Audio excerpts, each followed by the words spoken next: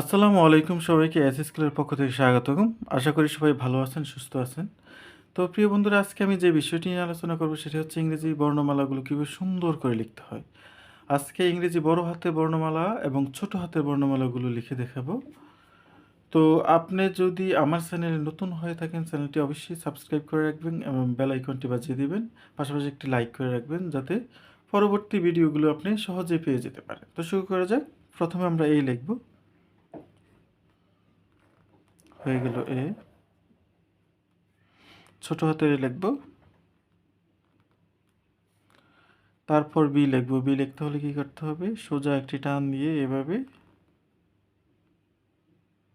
হয়ে গেল বি। ছোট হাতের বিটা কিন্তু লিখতে হবে এই। তারপর সি লিখব। সি লিখতে হলে কি করতে হবে? একটু বড় করে এনে এই পর্যন্ত স্টপ করে দিতে হবে। ছোট হাতের সিটা কিন্তু ছোট করে লিখতে হবে, তাইলেই হয়ে যাবে। তাহলে এ বি সি। এবার ডি লিখব। ডি লিখতে হলে সোজা টান দিব দিয়ে এভাবে, ছোট হাতের ডি কিন্তু এভাবে এনে এই, হয়ে গেল ছোট হাতের ডি। তারপর আমরা ই লিখব। ই লিখতে হলে একটি টান দিব সোজা, হয়ে গেল ই। ছোট হাতের ইটা হবে এভাবে এনে এই। তাহলে এ বি সি ডি ই হয়ে গেল। তারপর আমরা এফ লিখব। এফ লিখতে হলে একটি লম্বা টান দিতে হবে দিয়ে এই এই। ছোট হাতের এফটা কিন্তু আরও সহজ। বাঁকা করে এনে সোজা নামিয়ে দিব, হয়ে গেল ছোট হাতের F. A B C D E F হয়ে গেল। এবার জি লিখব। বড় হাতে জিটা লিখতে হলে সি এর মতোই আগে এভাবে সোজা বাঁকা করে এনে এই পর্যন্ত স্টপ করে দিতে হবে, দিয়ে ভিতর থেকে একটা টান দিয়ে অ্যাঙ্গেল করে নামিয়ে দিতে হবে। খুব সুন্দর হয়ে গেল, তাই না? তারপর আমরা যে কাজটা করব সেটি হচ্ছে ছোট হাতের জি লিখব। ছোট হাতের জি লিখতে হলে এর মতোই এভাবে এনে একটু অ্যাঙ্গেল করে দিতে হবে, হয়ে গেল জি, ছোট হাতের জি। এইচ লিখব। এইচ কিন্তু আরও সহজ। এবার দুটো টান দিয়ে বাস। তারপর এইচটা হচ্ছে এভাবে, হয়ে গেল এইচ। খুবই সহজ। তারপর আই লিখব। এই হয়ে গেল আই। ছোট হাতের আইটা কিন্তু ছোট করে লিখে তারপর একটা বিন্দু দিয়ে দিতে হবে। তারপর জে লিখব। জে হচ্ছে এই। ছোট হাতের যেটাও কিন্তু একইভাবে এভাবে এনে বাস পাকা করে দিয়ে উপরে একটা বিন্দু দিয়ে দিব। বড় হাতের কে এই এভাবে, ছোট হাতের কেটা হচ্ছে এখান থেকে উঠি এভাবে। তারপর হচ্ছে এল।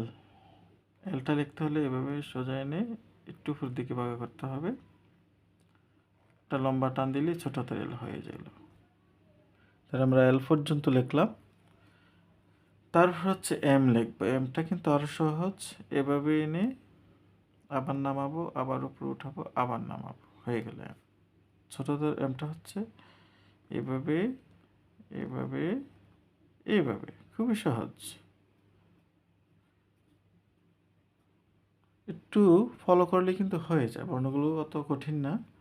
তারপর এন লিখবো।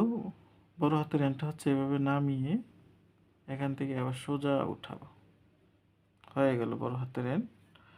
ছোট হাতের এনটা কিন্তু একইভাবে সোজা নামিয়ে এখান থেকে এই এন। তাহলে এম এন ও।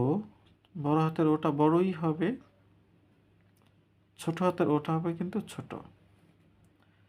তারপরে পি লিখব। পি এভাবে দিয়ে এই বড় করে লিখব।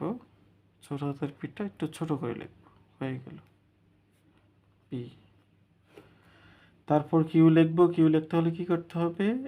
এই যে একটা বড় করে গোল দিতে হবে বৃত্তর আকারে, তারপরে দিয়ে এভাবে কাটা দিয়ে দিব। তারপর ছোট হাতের কিউ লিখতে হলে পি এর যে উল্টা রূপ সেটাই করে দেখাতে হবে, এই যে হয়ে গেল।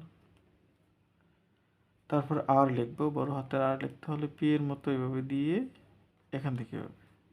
ছোট হাতের আর লিখতে হলে এভাবে সোজা টান দিয়ে এখান থেকে একটু মাত্রা বের করে দেবে। তারপর এস লিখবো। বড় হাতের এসটা অবশ্যই এভাবে দিয়ে বড় করে লিখব। হয়ে গেল। ছোট হাতের এসটা কিন্তু ছোট করে হবে, তাই না? এই যে ছোট করে এভাবে এনে এই হয়ে গেল। তারপর বড় হাতের টি, এই হয়ে গেল। ছোট হাতের টিটা এবার সোজা করে নামিয়ে নিয়ে একটু বাঁকা করে দিতে হবে, হয়ে গেল। তারপর হচ্ছে ইউ, বড় হাতের ইউটা বড় করে লিখতে হবে। ছোট হাতের ইউটা ছোট করে লিখতে হবে, তাইলেই হয়ে যাবে। ইউ ভি, ভি লিখতে হলে বড় করে বড় হাতেরটা, ছোট করে ছোট হাতেরটা লিখতে হবে। তারপর লিখবো ডব্লিউ, ডব্লিউ লিখতে হলে এভাবে লিখতে হবে, মানে দুইটা ভি লিখলেই কিন্তু ডব্লিউ হয়ে যায়। তার ছোট হাতের ডব্লিউটা কিন্তু দুইটা ইউ লিখলে হয়ে যাবে, এই যে এই হয়ে গেল ছোট হাতের ডব্লিউ। তারপর আমরা এক্স লিখবো, বড় হাতের এক্সটা একটু বড় করে লিখবো, ছোট হাতের এক্সটা কিন্তু একটু ছোট করে লিখতে হবে, হয়ে গেল। তারপর বড় হাতের ওয়াইটা এভাবে এনে এভাবে এনে এভাবে সোজা নামাতে হবে, ছোট হাতের ওয়াইটা এভাবে একটু অ্যাঙ্গেল করে নামাতে হবে, হয়ে গেল ছোট হাতের ওয়াই। তারপর জেড, বড় হাতেরটা বড় করে লিখবো, ছোট হাতেরটা একটু ছোট করে লিখবো, হয়ে গেল। তো প্রিয় বন্ধুরা, আজকে এই পর্যন্ত। তো যাওয়ার আগে আরেকটি রিকোয়েস্ট থাকলো, সেটি হলো আপনি যদি আমার চ্যানেলটিতে নতুন হয়ে থাকেন, চ্যানেলটি অবশ্যই সাবস্ক্রাইব করে রাখবেন এবং বেল আইকনটি বাজিয়ে দেবেন, একটি লাইক করে যাবেন, কমেন্ট করে যাবেন। তো আজকে এই পর্যন্ত, সবাই ভালো থাকবেন, সুস্থ থাকবেন।